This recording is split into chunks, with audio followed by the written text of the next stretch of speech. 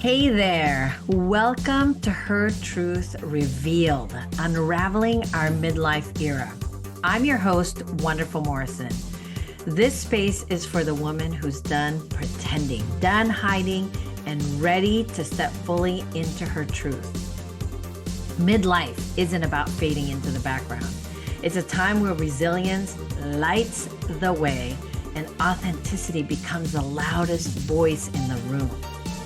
In this season of our lives, we are more than just survivors. We are creators, revolutionaries, and unapologetic women rewriting the rules. I've been through my battles, rebuilding from loss, betrayal, and heartache. But here's the truth. Every challenge, every tear, and every setback has led me to this moment of profound transformation. Together, we're going to dive into raw, real conversations that shatter stereotypes, tackle the tough stuff, and embrace the powerful magic that is midlife. So, if you're ready to live this chapter with boldness and joy, hit subscribe. Share this episode with someone who needs to hear it and leave a review so we can keep this revolution going. Ladies, no more masks, no more apologies, just the truth of who we are. Let's do this. Hello and welcome to another episode of Her Truth Revealed, Unraveling Our Midlife Era. I'm your host, Wonderful Morrison, and I am here to say thank you for our amazing viewers, amazing listeners who share us, love on us, leave us glowing reviews. Like my mom always said, if you got nothing nice to say, don't say nothing at all. So I'm very grateful for that. But I'm most grateful for my guests because they make, even if no one listened to this, I don't care because I love talking to the women I talk to about their journey to their truth. And that's the thing about this midlife, ladies. We're not done. We're not even close to done. Like that end mile thing, I can't even see the sign yet. So we have a lot to give. We have a lot to contribute to the world. We have a ton of energy still. And today I have a very special guest. Talk about energy, talk about giving. My friend Liz, who I met a couple of weekends ago at TEDx Salon Experience at a winery here in our local area of Washington called Woodinville. Okay, I'm just going to give you a heads up. I was not feeling it. I was like, don't know if I want to go. I'm not sure. I went because a friend I trusted was like, let's just go. And Liz is the game changer for when it comes to meeting communities because she's considered a curator of the TEDx Belltown here in Washington State. And she's a PR genius and she is easy on the eyes and she's approachable and she is a magnet for humans. But above all that space I was in, I felt like, oh my gosh, these are my friends. No, I genuinely felt that. I'm not just saying that because I'm not that person either that just says nice things to say nice things. I really felt like Liz goes out of her way to curate humans that are genuine people who want to be in the same room together. Not for any selling, not for any pretending, not for any, let's be comparative or all the things that women love to do when we're gathered together. She really brought a different energy. And I'm so grateful for that I've been hunting her down to be like, when are you going to be on my podcast? So here we are. Such a big, long-winded introduction to this beautiful human, but I had to say it. So Liz, welcome to the show. Thank you. That was such a fun intro. I love hearing everything that you felt and thought and experienced because that's really important to me. I mean, that's kind of the purpose of why I do some of the things I do and I guess blend everything together. And similar to you, we all wear different hats. And usually I'm just like, oh, you're just the PR professional, that's kind of like, yes, I am. And that's how I'm introduced. But I love that intro because it leaves so many things open. And again, I'm just so happy to hear that your experience was something that inspired you. Yes, it was all the things that I think women in the space of entrepreneurship or, high level professionals are looking to be a part of a community where there isn't this hint of, "Well, I better, I got to get prepared before I show up type of thing. It's just walking into a room of friends. And that's not always the case. That is not always Mhm. the case. And I'm not saying that, I'm not calling anybody out. I'm just saying not all spaces created for women are actually for women, right? It's created for whatever emotional, energetic frequency the person who's putting it together is in. And I've been really more aware of that since COVID. We have such little time on earth to really expense our energy into where do we want to put it? How do we want to spend it? How do we want to grow it more? And we need to be mindful as women going out there in the world, what that really looks like for us. And I just feel like you do it so naturally. And then when I found out you're like a PR genius, I'm like, of course that makes sense, right? So tell us your journey of why you are the human whisperer. Well, I like that. That's interesting. Well, I mean, I think it really comes down to, like you said, there's a frequency that people put out. And my background is very much into wellness before I went into lots of other kind of broader things. So it was luxury, wellness, those types of things. And then I went into more travel and international adventure, blah, blah, blah, right? Who cares? But the point being, uh, we have these frequencies, and I was very much into that, these wellness days, and went through all these trainings, right? The crystals and this, and some things resonated, some things don't, but it's always in the back of my head, and there's always kind of that element. But the frequency is real, energy is real. And we know this not only by, I think, being in midlife. Yes, it comes with Mhm. time and learning and feeling and being intentional. And then it also comes from just proven now with science that energy is a real thing. It's a Yeah. vibration. It's a feeling. It is something that is emotive, that moves things, that bends time, whatever you want to think or feel. And so I've been in a lot of spaces, whether just women or not, where I just did not experience good things. There were just not necessarily even ulterior motives, but the vibe just wasn't there because it wasn't welcoming. It wasn't open. It left just so many things lacking. And I just think that things are so transactional a lot of times for people, personally and professionally, and even in our personal lives now, whether it's job applications, how people connect, dating, scenes, connections, human connection. It Mhm. is so transactional these days. And look what's happening in our society. It just don't fit into that realm. So if I can have a space, whether it's just me, which that's totally fine, I'm totally fine with being on my own too. But if I can have a space where people feel that and they're welcome into that and they feel that vibration and it makes them feel higher and they can get something out of it, that is really important. And it's not necessarily, to have some type of transactional return. Mhm. Hopefully, it just is organic. I think you're bringing up something I have been talking about for years now. My husband and I started a business together, but we are two very different business people, right? We're in the same business for years. And the way he does sales is something to behold, like, okay, cool story. You got that. But I can't replicate it to save my life. I can't because I don't communicate, think, or feel in the same manner that he does. And so I really struggled with that for a really long time. And then I got into some networking groups and it felt very similar. Okay, this very masculine way we move transactionally as business owners. And it never really fit with me. I just didn't know how to shift it until I started moving in circles where that was never the intention behind it. It was to gather, but the deals close faster, higher level, and more. And I Right. thought, oh my God, this is it. This is what I'm talking about. This is what I could not articulate is you at your event, if any of those ladies that were speaking were like, "All right, I'm selling my thing," I'd have been, "Okay, I'm in." Because Yeah. it wasn't transactional, it felt honest.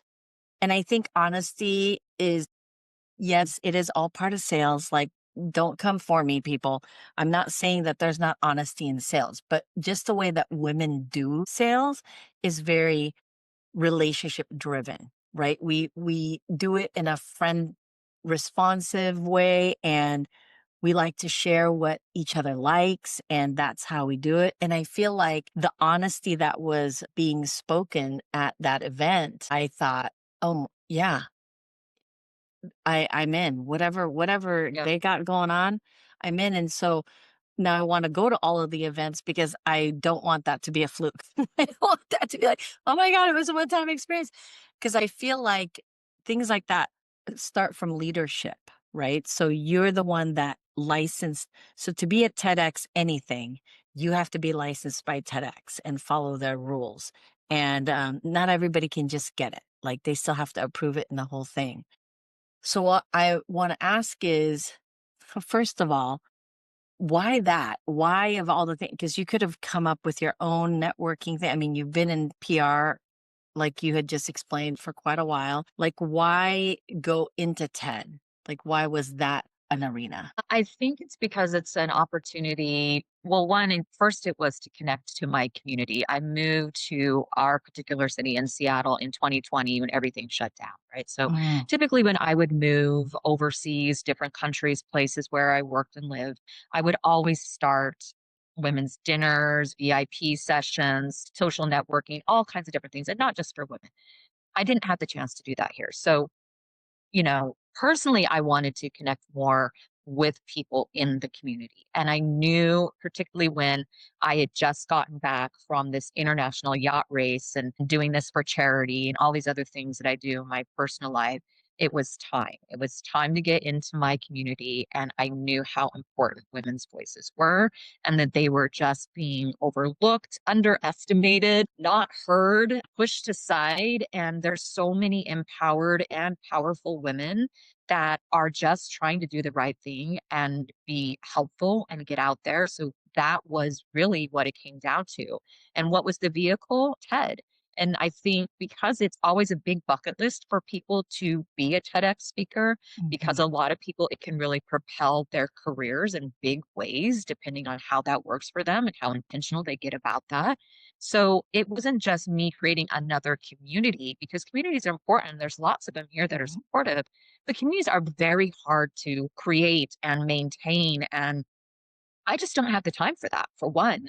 I mean, even though TED is very time consuming, there was already a platform and tools there for some support. And I knew that it was going to give a platform that could take local voices to a global platform that could get them bigger than any other community that I could personally create myself.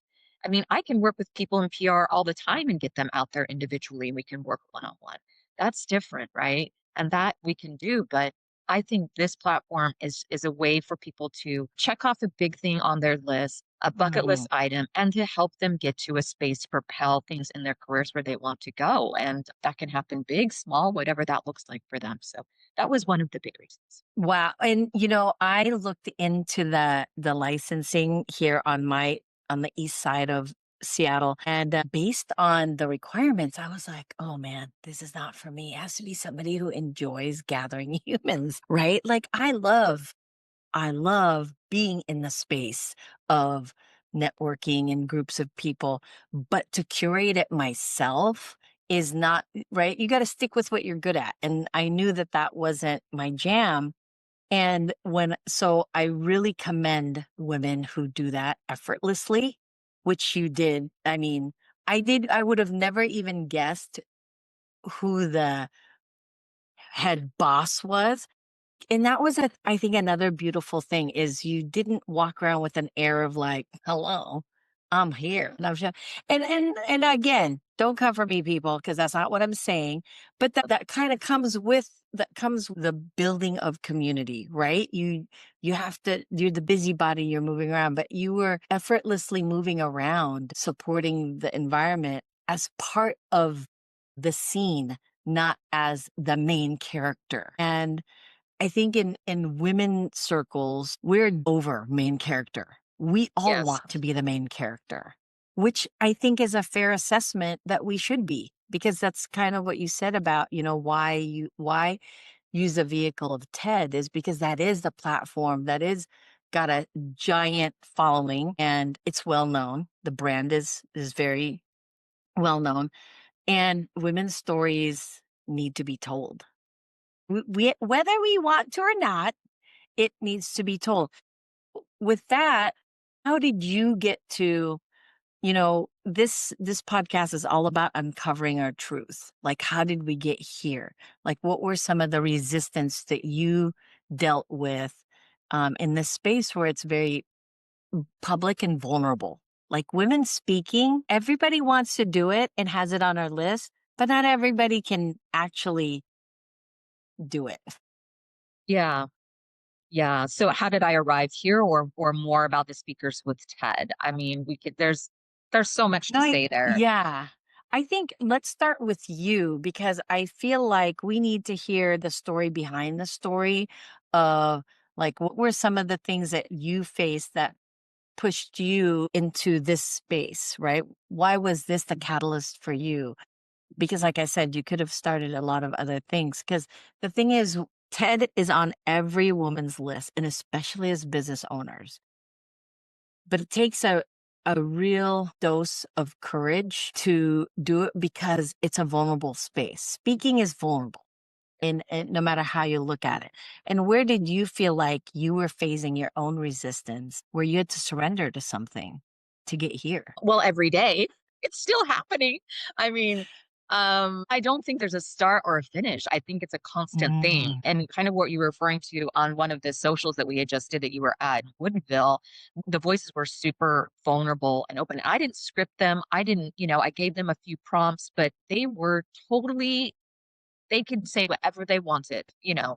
Obviously I trusted them to do that. That's why they were on the panel. And that's how we curate the same voices that step on the stage that will then go to the global channel of TED as well. We had tons of applications come in. And then we also look at curations of someone that had popped up and said, you know what, this is going to fit perfectly in the story arc for throughout the day, because we don't want all the same type of talks. We don't want all the same type of thoughts. We right. want something that's very curated that creates a story arc. And this year's theme is our hero's journey. Everybody has a hero's journey. That is usually a male dominated theme, a male hero theme, historically, Mhm. at where that comes from, depending on how you look at it. So, looking at the heroine and how we all have that story, because there are changes and catalysts and transitions in all of us. And I feel like I don't have one particular ones. There are just so many multiples where I feel like I'm constantly evolving and changing because I want to push through that so much to learn more about myself and about the world. I have a Mhm. very curious mind, and I look at that in my career life as well.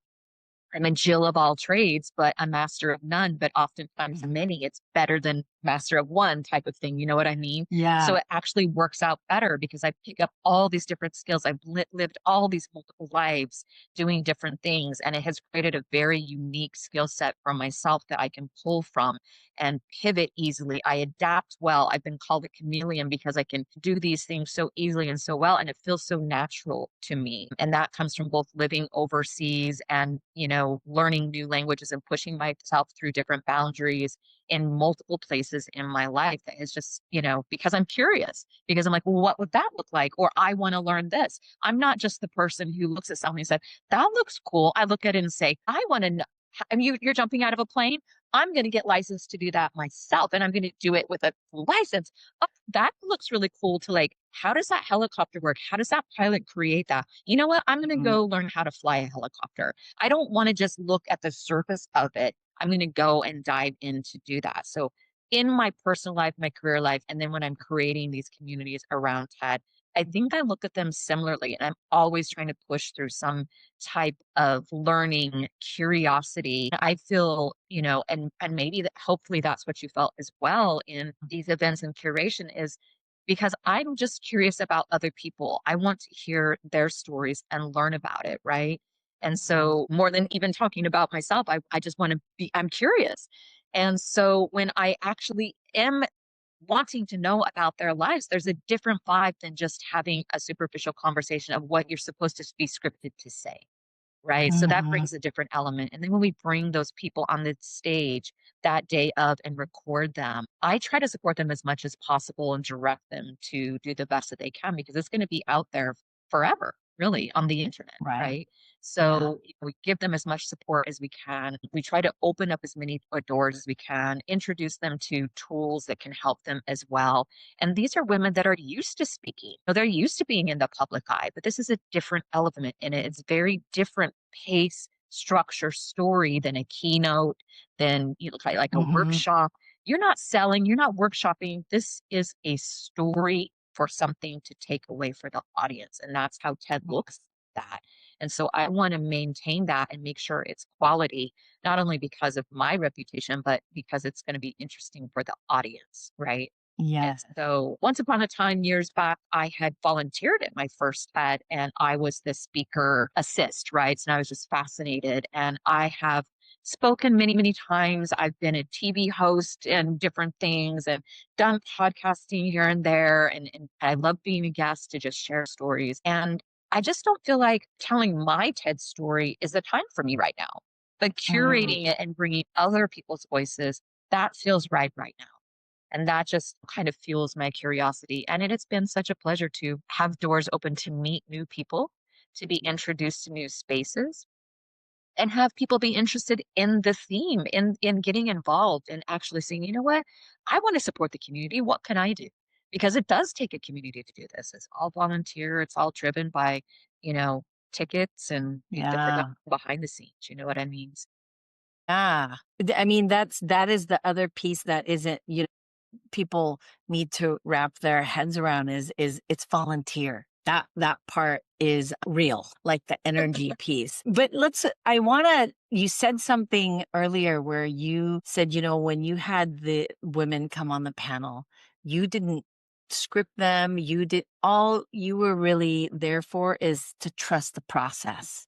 And you were going to create the space, and you said vulnerable. Now, I know everybody wants to be vulnerable. They want to be authentic. But the thing I also know is, as a woman, we were not generationally conditioned to feel safe in areas unless we were given permission. So that's something that is sort of conditioned within us. How did you create that? How did you create that environment of knowing that they were going to be that vulnerable? Because we're not talking women's trauma stories here. That wasn't the goal. It was professional women sharing their journey of how they got to where they're at, and each one uniquely different, fascinating, and I'm attesting to that because I was there. But you have to hold the container for vulnerability. So what is your secret sauce in creating that space? Well, that's an interesting question, and I'm glad you felt that. There were so many golden nuggets, I think, that I took away myself from that panel too, and I think the audience did. I think it's a combination of just my career path being in marketing, media, and public relations for so long that you just kind of get used to reading people and things and body language and kind of styles. So when I connect with someone, whether it's in person or an email, you can kind of right away tell like what their intentions are, kind of what that transaction is going to look like. And if it is transactional or they're looking for that value exchange or some type of more purpose driven type of element. And so I think just being really aware of that is part of it, and having conversations, because there are plenty of people who will say, we want to do this, or and it just doesn't work. It just Yeah. doesn't feel right. It's just not a fit. And that doesn't mean it's because it's anything bad. It's just not a fit, and maybe just not a fit at this time. And that's just something that not only I use personally and professionally, but I think it very much applies to this, right? And I think Right.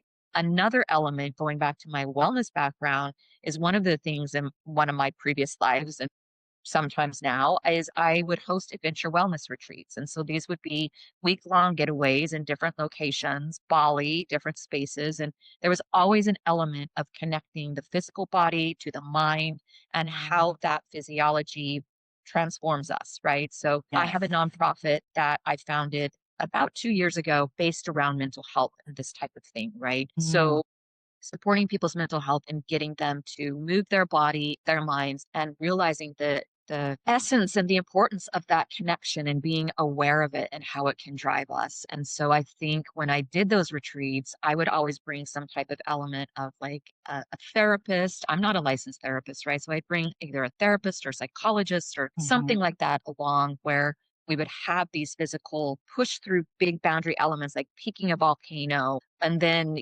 doing our yoga sessions, eating clean food, having all these fabulous, Mm. but then having those therapy sessions, group and one-on-ones. And I think there's kind of just this sense that I just innately bring to that because I feel like Mhm. there's always a wellness element in our life that we need to be aware of.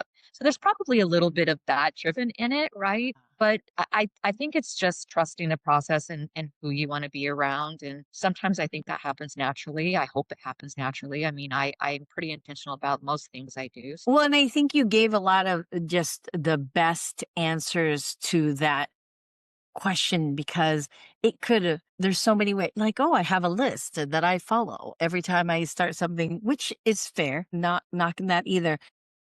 But I love how it's been a storyline for you for a while. I think that's something we don't reflect on, especially in midlife, of like the things that we've chosen to be in, the life paths that we've had, whether nothing's an accident, but if it's a coincidental type thing.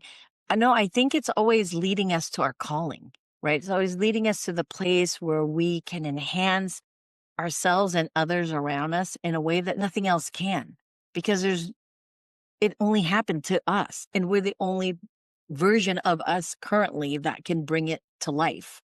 And I think so. I mean, as much as I have just incredible kudos for that experience, again, I'm not saying there's no other groups that are just as welcoming, but it was a pleasant surprise because I hadn't been out of my house since COVID. And I was a little bit jaded from my past experience. And I think there's a lot of women that suffer in that, where they've been jaded and it wasn't anything bad, nothing horrible specifically happened, but we're so much more in tuned with who we are and how we want to be and how we show up and who gets to share that space that we exist in. And so when you decided the theme would be the hero's journey, is that something that you had to do on your own, or is it something that you did with the 10, like, I don't know, head honchos, whatever? So, yeah, so they give you the freedom to kind of choose your own elements. So, structure what your events are going to look like, choose your theme. And not everybody even has to choose a theme, but I think it drives a type of element, again, an arc to the story of the day. And it just was a calling to me that it felt right, our hero's journey. And I think everybody's probably read the Joseph Campbell book, Mhm. the hero's journey and all of that. And last year we did Redefining Reality and everyone was kind of drawn to that Mm. as well. It just felt like each timing I'm kind of looking at what's happening in the world, what I'm hearing from other women, what I'm experiencing, and kind of basing around the theme around that in some way. And so hopefully that is bringing also in the right people, I guess, in some ways. So another element is I used to do this every Wednesday. I would do this. Gosh, now I can't even remember what I called it, but it was Women Wednesday. And I would hunt down historical women doing historical things, which was really difficult because there wasn't a lot of documentation on women before the 1800s. And even in the 1800s, it was very minuscule, right? For every Marie Curie we knew, there was like 10 other women scientists that nobody'd ever heard of. So when you're saying like bringing the women, how do you pick? Like you said, there's that, probably hundreds of women applying. And then you've got this theme. How do you know how to pick like what element for you personally? Because like you said, every licensee in every part of the world of the TED, it's their own jam. What's your sort of guidelines to Well, on that one, so even though all the process kind of sound like, oh, I'm so flowy, everything just goes. Well, it doesn't. Like I am a list builder as well. And I do have those, I have like a checklist of things when it comes to a speaker checklist, a guideline, if you will. And so does the very small team that I work with on the back end and looks at those when they come in. And it has various different things. Some of them come from TED in that structure, things like no selling from the stage, nothing that can be seen as a structure that is some type of selling element or pitching that has an outcome. There's no pseudosciences. There's no claims that aren't factual. Those types of things. So we've got to be very aware of that, or they will literally throw it out anyway. And then within the other processes, when we look at those, it is just about, does it fit not only the theme, but is it going to fit the full day? And is it Mhm. is it giving enough differentiation that people are going to feel that they have a value that they've taken away from that? Because I feel like there's a lot of similar stories, and because we are who we are experiencing a lot of different things, but no two people will experience the same exact thing in Mhm. the same way. And so how different is it? How can they tell their story angled differently when we hear so many of the same things? And also, like, what is the takeaway for the audience? This is not something where it's just about them. This has to be beneficial as a whole, right? Because the whole Mhm. precipice in the beginning of TED was ideas worth spreading. Uh, And so an idea, while we all have a story of ourselves, our personal story isn't necessarily an idea worth spreading to everybody. What is the purpose right. behind that? What was the shift? Was there something that was different that could be based in something? For example, we have a woman who had a massive brain injury. She then came out of that to develop a brain fitness app to help brain chemistry. She had neuroscience and all of that Wow. behind it. That is a arc of a story and a differentiation enough that that's a takeaway for an audience. And it was different enough that it stands out, right? Because there's a Mhm. lot of sameness. And it's not even that the stories could be the same, it's and it's also hard for these ladies who put so much time, which I appreciate anyone listening, because we had hundreds of applications come in, and we made the application pretty long, right? So they had to go through, and it took some time. And I get it, because I send these things in for clients, I send these things in for myself, and it takes time and thought. But it is also sometimes just how they word it, how they Mhm. pitch it, because the story could be fabulous, and maybe it's just not pitched right. Maybe it just didn't come Mhm. through in that way that, like, the essence came out, right? And we asked them to send in a quick 1 minute visual where we have them on camera talking so we can get a feel for that as well. But that is one of the hardest things. And I think one of the things that people look through and to every year, who are the speakers? Why do I want to come? Who are these people that I'm going to see live, right? What's this all about? And then those people who also submit, like, it is a process, it is time, and we appreciate it greatly, greatly, but it is difficult to choose those final 7 people out of hundreds. Yeah, I bet. I bet that that is not but again, not everybody's called to do the thing, right? And it's a perfect fit for your experiences of, like you said, you can know within the first lines of an email, like, yeah, this could lead somewhere. This could be not anything, and thank you very much, type of thing. And so it's interesting because I said in the beginning you're a human whisperer, but I also think it's because you have such a keen sense of understanding human behavior, Mm, which makes you really good at what you do, which is an element that we all wish we had, but it's not, it's not in everybody. Like, I think that was my mom. And when she's now in mm. heaven, I was like, who am I going to ask now? Who am I going to ask? Not That's out so of cool. judgment, it's discernment, right? I think we Yes. have to really have a better idea of what judgment is and what discernment is. Just because we're women, the assumption is, oh, we're judging. No, we're discerning that Uh, space, whether it's a good fit or not. And I think that the more I'm getting to listen to him, like, that's what it is. That's your secret sauce, is you are a power discerner of people's behaviors and yeah, how I they could. talk. Yeah, and I think you said earlier, like, just like how we want to spend our time. And as we get older, and it feels like the days are flying by. Half the time, I don't even know what day it is. Like, they're flying by so fast, right? And I feel young, I feel energetic. I have no plans to stop doing many, many things. But so I look at things probably slightly differently. And again, that does come with some time. You said energetically, where does that time go? That to Yeah. me, I can never get my time back. And when I look back on Mhm. things in the past, sometimes I'm like, I would never do that again. I would never accept that again. I would never be Mhm. around those people again. And Right. it just comes with learning what has shaped your life, what you can take away from it, even in the darkest, darkest spaces. Like if anybody's Mhm. experienced the dark night of the soul, it is not a fun thing, but you will definitely learn a lot if you're willing to learn it and listen and go deep. Yeah. So I think there's a part of that, and I think because so much and so many times in my life, even from, being a small kid, I was never the cool kid. I was never the one that was, like, included. I was never you know what I mean? So I was always kind of an Yeah. outsider type of thing. That gives you a different perspective as well, right? And it gives you a Mhm. different passion because you don't ever want someone to feel like that or, like, left Mhm. out or gossiped about or targeted or these types of things. And I've experienced not as a child, but adult bullying is even more insidious My and gosh. crazy. And like Yeah. I feel like if I can see someone who is maybe, and I'm an introvert, I consider myself an introverted extrovert. I think we talked about this. But if I'm in an event and I see someone not chatting, I'll go up and be like, oh, hey, I'm so and so. What, tell me about you. And it makes them a little bit more comfortable because maybe they feel like they're the outsider or they maybe feel different. And Yeah. I've experienced that so many times. I just don't want other people to kind of, have that.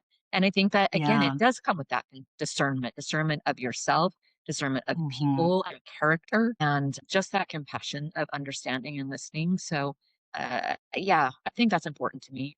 I think ethics and character are still important in these days, even though like sometimes it Yeah. doesn't seem like that. But yeah, That is fascinating how you are able to really, I think we all feel that way, but it's not a natural space to be in, especially in public domains where it's like, oh, no one's talking to that person. You just know how uncomfortable it is, but you're not necessarily going to do anything about it. And I yeah. think that when it comes natural for you like that, like, thank God that you have kept stepping into the spaces that you're called in to do. Because that's the gift, right? That's the contribution we bring into the world.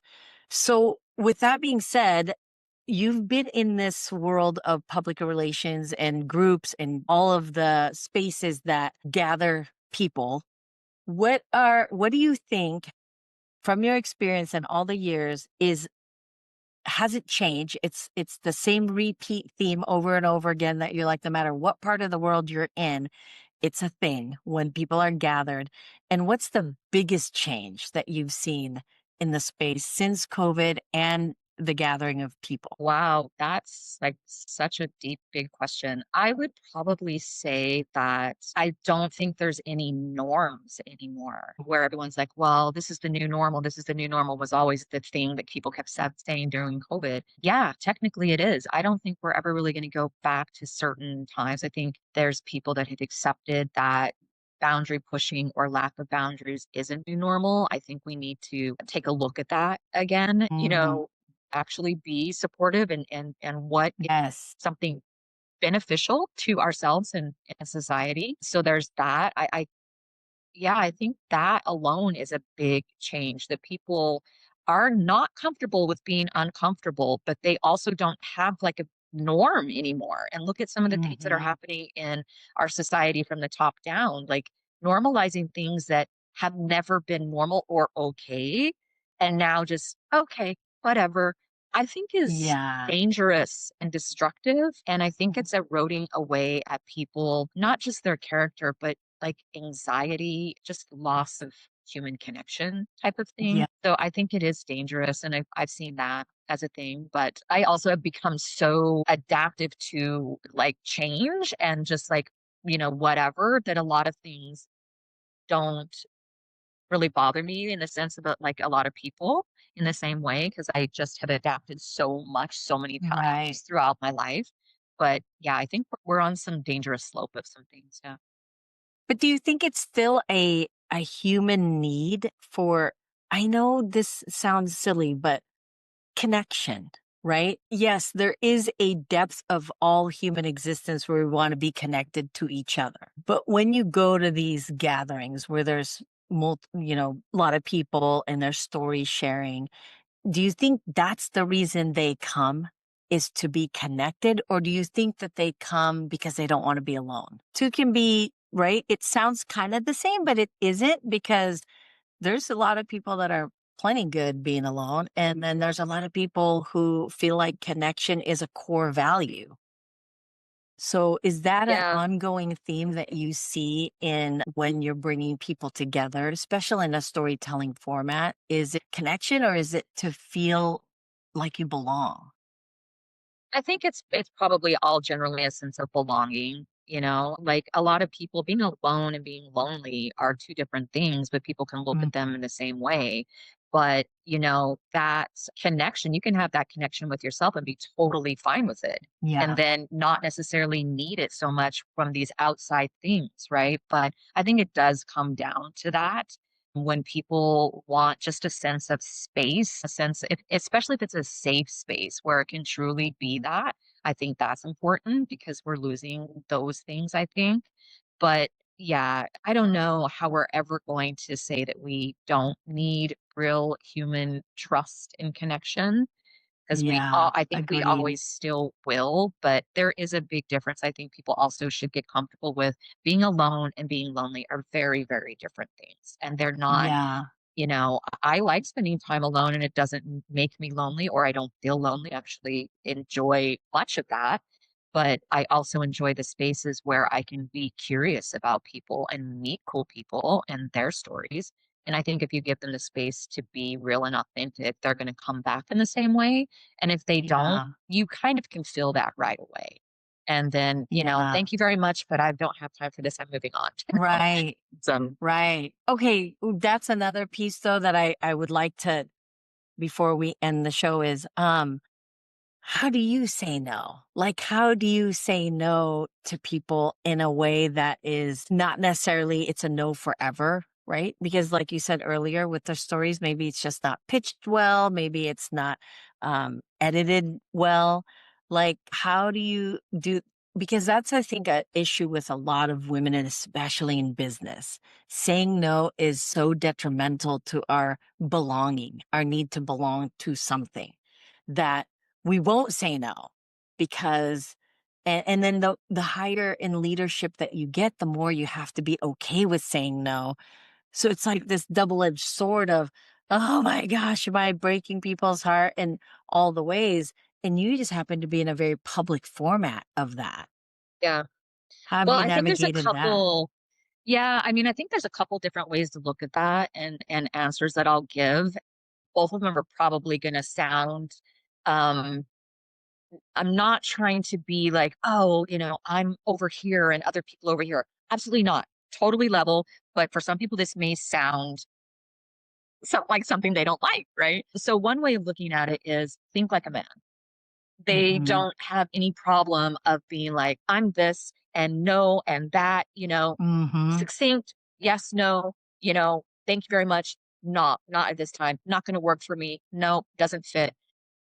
That's one way of looking at it. And so Right. I think of it that in that way as well. But that's also processes over time that you just kind of have recognized that, yeah, I am okay with that. The other is, and again, not because people might take this the wrong way. I'm not trying to sound rude or bad. I genuinely don't care if people don't like me. I don't care. Amen, You know? sister. Because I like Yes. me. And that's a hard thing. I like me. I trust me. I know I can trust myself and fall back Mm. on myself. And that's what it comes down to. If people don't like me, that's okay. Because I could Mhm. try, and I have and done that in the past, and people still won't like you. And you are chasing and hurting yourself, giving up your Mhm. time, whatever. Look at it anyway. But you come to a point, and I genuinely just don't care if people don't like me. And I not because Yeah. I don't wanna like them, or not because whatever, but Right. I'm not for everybody and everybody's not for me. So when you Right. can get to that point and think in those spaces, it becomes a way of just looking at yeses and nos as less of something that is an innate Personal. reflection Yeah. attachment to yourself. It's just, is it right? Is it a fit? Right. Does this work? Yes. I love that. My when I was working with my forgiveness coach, she said one time, "Why are you begging for scraps?" And I got kind of offended. I was like, "I don't beg for scraps." And she's like, "No, actually you are by making decisions to be liked versus decisions about loving you." Because people will respect that version at a higher level than you begging for the scraps of love that they're just throwing out there. And it took me understanding and dissecting that to where I had to redefine what loyalty looked for me.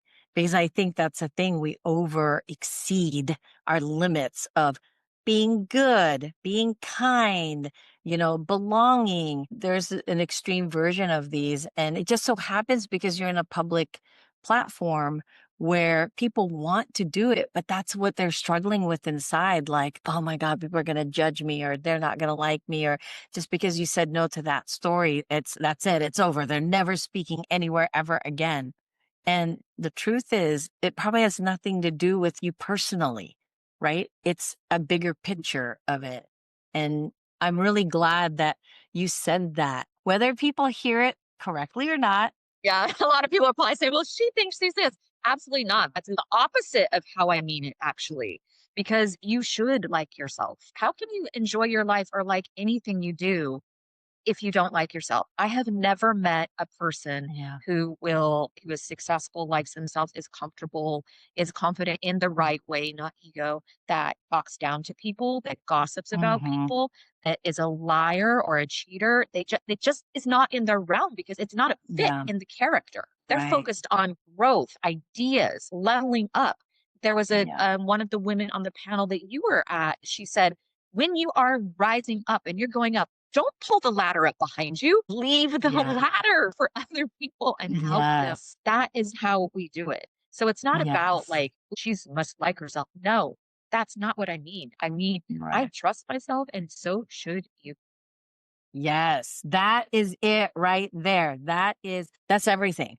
That's everything. Because if you want to get into the public space, we're in the world of our currency is attention, right? That's just the truth. That's not, and technology is making it accessible to be in this visible space. And if you don't have that strength and commitment within yourself to like yourself to such a degree that no one else has to like you, then you got to replan the whole game, because visibility, you're going to get it. It's part of the game. So with that being said, if you're walking down the street, Liz, and you walk into a cafe and you look over and you go, "Oh my gosh, look, there's a 25-year-old Liz." What would you say to her that she would actually listen to?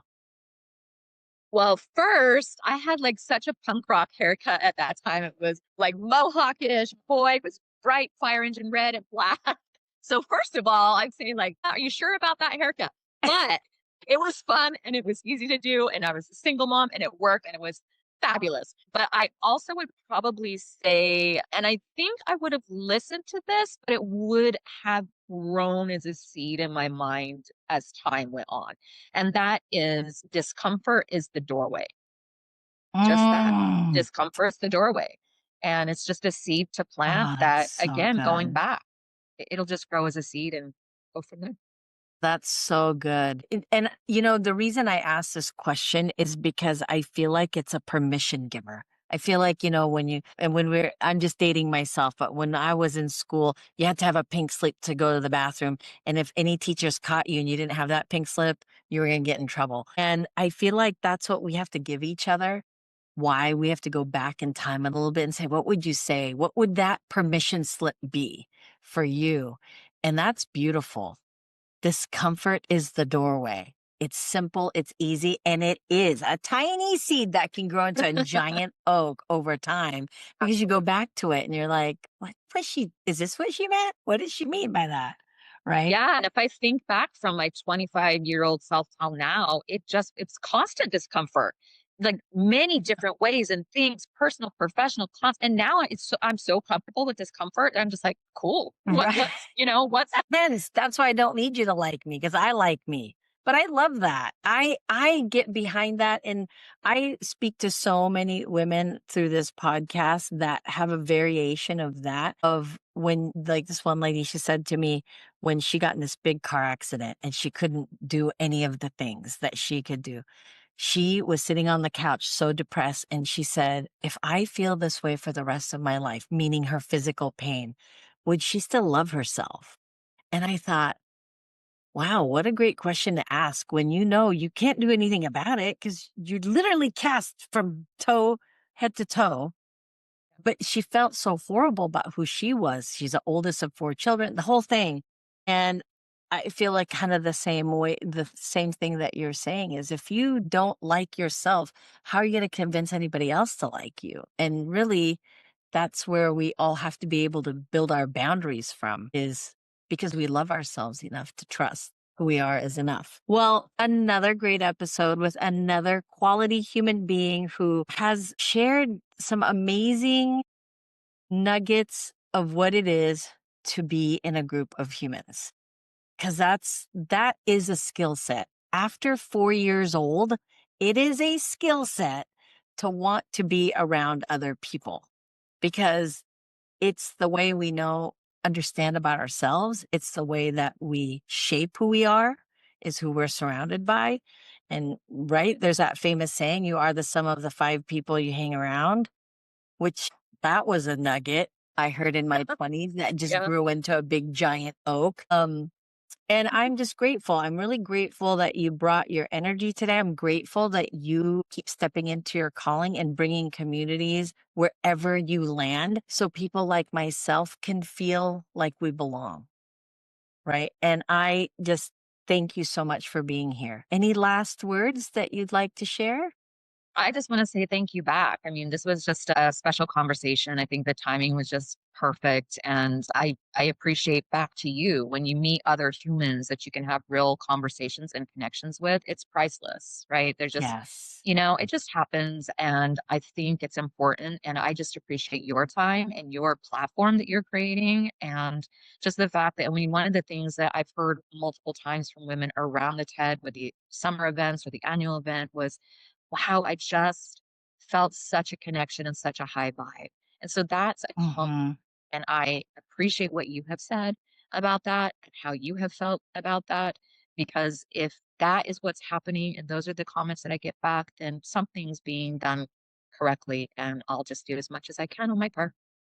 Thank you. Oh gosh, thank you. Thank you for being that because I did hunt you down and reached. I was like, because I just needed you to know that that was, because I'm not a fluffer. I don't fluff people up. And I felt like, my girlfriend and I were driving home going, oh my gosh, was that just me or was that kind of awesome?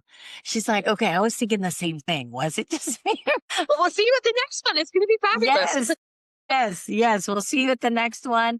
And all of the information for the TEDx Belltown will be in our show notes for the big event is coming in November. And did you already start selling tickets? Is it available?